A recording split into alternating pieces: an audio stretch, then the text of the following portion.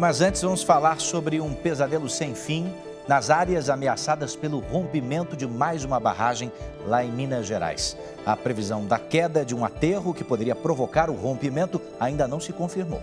Nossa equipe mostra que, enquanto isso, milhares de famílias sofrem com o que passou a ser conhecido como a lama invisível, aquela que pode chegar a qualquer momento. Um caminho estreito nos leva ao alto de uma montanha.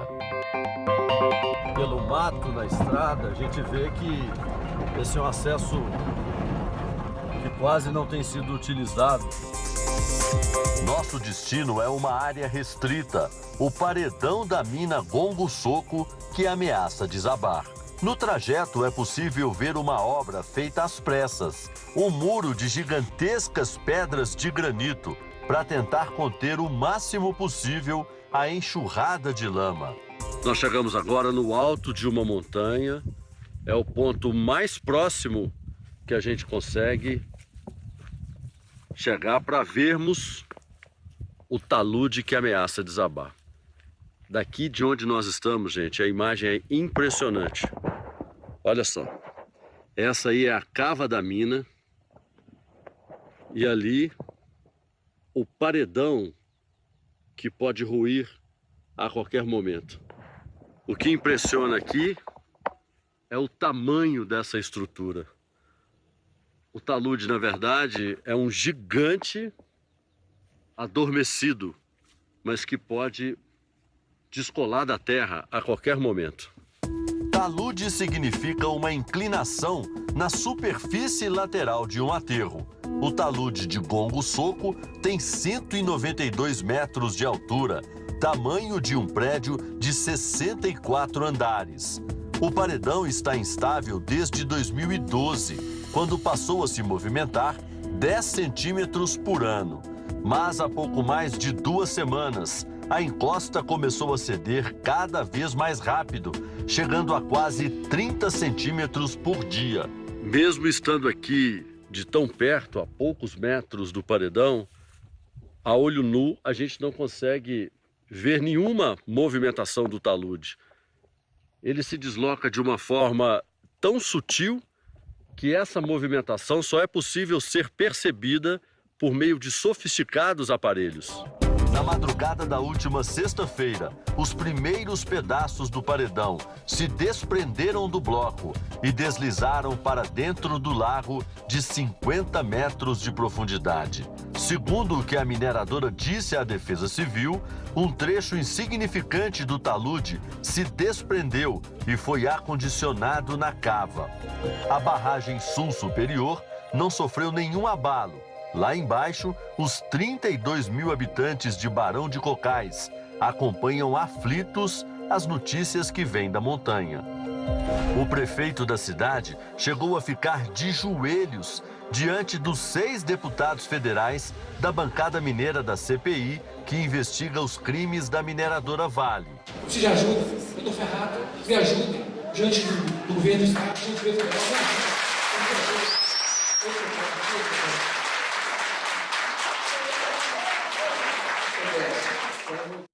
Décio Geraldo dos Santos, de 47 anos, é um cirurgião dentista estreante na política e assustado com os impactos da lama, que não chegou, mas já faz estragos. A população está muito aterrorizada. E antes isso não acontecia? Não, a gente está com o histórico nosso, por exemplo, de infarto do miocárdio é muito menor do que a gente tem hoje, entendeu? Só na última semana nós tivemos 4 casos de infarto. E antes? Antes tínhamos 1, 2 por mês, e olha lá, entendeu? Então, assim, o nosso histórico médico tá muito pior do que era antes. Há quase 400 anos, o ouro é extraído do subsolo dessas terras. 166 anos atrás, Gongo Soco registrou o que talvez tenha sido o primeiro acidente envolvendo mineração no Brasil. 13 escravos que trabalhavam com água no pescoço morreram depois que o teto da mina desabou. 3 anos depois, outros 33 perderam a vida da mesma maneira. Tudo isso aconteceu atrás daquela montanha, na antiga área de exploração de ouro, agora interditada. E os vestígios dessa história também podem desaparecer se a barragem se romper. A Vale é a 8ª proprietária de Gongo Soco e aqui está causando o maior prejuízo social, ambiental e histórico. Gongo Soco ainda não matou a memória da região, mas já sufoca o ecoturismo. Mesmo fora da área de risco, as riquezas naturais já não são mais vistas pelos turistas. Traz um prejuízo material, assim, eu já falo, o município já foi atingido pela lama invisível. Porque você pega o distrito de Cocais, que já deve estar aqui nessa direção aqui, deve estar uns 30 quilômetros, não tem risco nenhum. Os turistas que vinham aqui não vêm. Mas por que o paredão chegou a esse estágio tão crítico?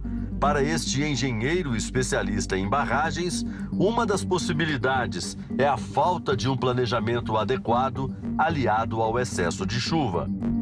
É muito difícil, né? Porque depende muito das propriedades da rocha que está ali. Por enquanto, o que a gente pode fazer é medir e ver como é que está acontecendo a movimentação e torcer para que ela continue nesse processo lento e que não provoque maiores problemas. Ela é projetada para não ceder.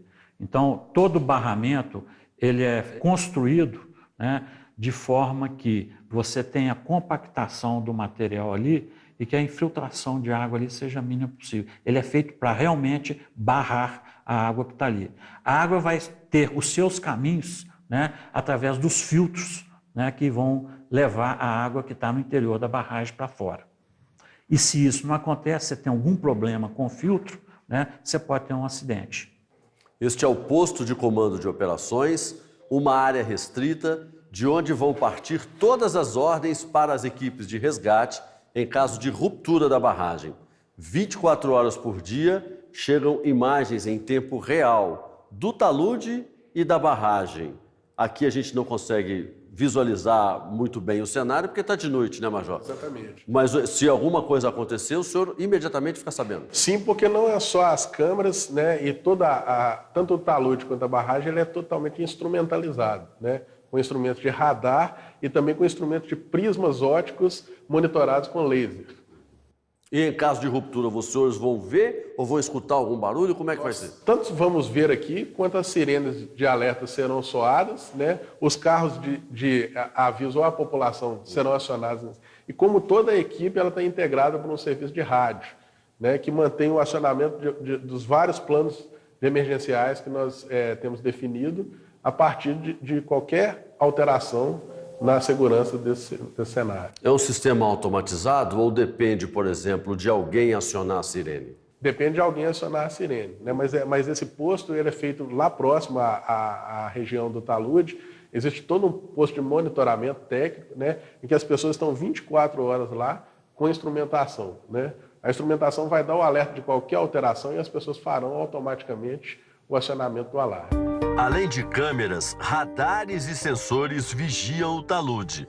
A partir do monitoramento, foi possível descobrir quanto da encosta vai ruir. A parte do talude que tem tendência a cair foi calculada pelo Geotec com 10 milhões de metros quadrados. Isso significa o que em termos de tamanho? De metragem, aproximadamente a metade do que a gente tem na cava ali, a metade da altura. A instabilidade está sendo provocada por uma fenda na horizontal atrás do paredão. A lasca, de tamanho ainda não calculado, fez a encosta se desprender do restante da terra. Por isso está cedendo. A gente não consegue visualizar essa... É muito difícil visualizar a olho nu. O que a gente visualiza a olho nu, algumas frestas, né? E que chamam muita atenção, porque elas são bem visíveis. A população, às vezes, acredita que isso é o que está descolando, mas a informação que nós tivemos hoje do geotécnico é que essa parte, na verdade, é uma erosão causada pelo escorrimento de água, né, e que faz esses canais aqui na barragem. A torcida é para que o bloco deslize para o fundo da lagoa e que fique por lá. Se desabar de uma vez, pode provocar ondas de tremor e a barragem pode não resistir. Aproximadamente 20 quilômetros da barragem, a gente tem a cidade de Barão de Cocais. Então, aqui é o que a gente chama de zona de salvamento secundário, né? Então, aqui é onde os nossos planos de contingência e os planos de evacuação foram feitos para que se evacue a cidade em caso desse rompimento. A faixa laranja na calçada indica as áreas que seriam varridas pela lama. como a loja de piscinas de seu Sebastião. Qual o dono de sítio que ainda que ele tenha uma pousada que ele vai colocar uma piscina? Ele não precisa colocar a piscina. Ele vai colocar um spa. Ele não vai colocar um spa.